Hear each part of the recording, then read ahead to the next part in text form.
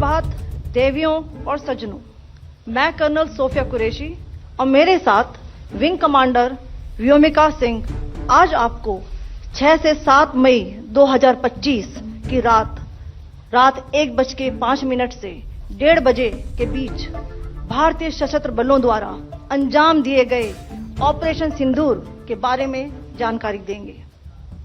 Operation सिंदूर 22 अप्रैल को पहलगाम में हुए विभत्स आतंकवादी हमले के शिकार मासूम नागरिकों व उनके परिवारों को न्याय देने के लिए लॉन्च किया गया था। इस कार्रवाई में 9 टेररिस्ट कैंप्स को टारगेट किया गया और पूरी तरह से इसे बर्बाद किया गया। A niche technology weapons with careful selection of warheads was ensured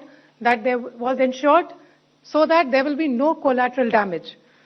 The point of impact in each of the target was a specific building or a group of buildings. All the targets were neutralized with clinical efficiency, and the results reiterate the professionalism of the Indian Armed Forces in the planning and execution of their operations. No military establishments were targeted.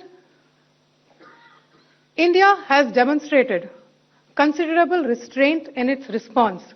However, it must be said that the Indian Armed Forces are fully prepared to respond to Pakistani misadventures, if any, that will escalate this situation. Briefing में शामिल होने के लिए आप सभी का धन्यवाद।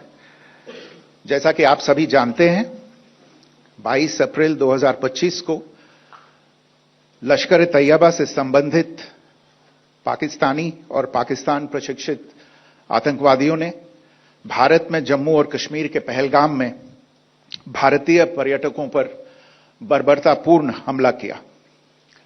25 भारतीयों और 1 नेपाली नागरिक को कायरतापूर्ण मौत के घाट उतार दिया गया। मुंबई के 26 नवंबर 2008 के हमलों के बाद यह भारत में हुई किसी आतंकवादी हमले में मारे गए आम नागरिकों की संख्या की दृष्टि से सबसे गंभीर घटना है।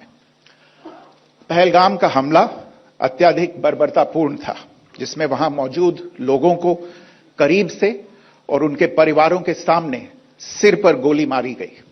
हत्या के इस तरीके से परिवार के सदस्यों को जानबूझकर आघात पहुंचाया गया। साथ ही उन्हें यह नसीहत भी दी गई कि वे वापस जाकर इस संदेश को पहुंचा दें।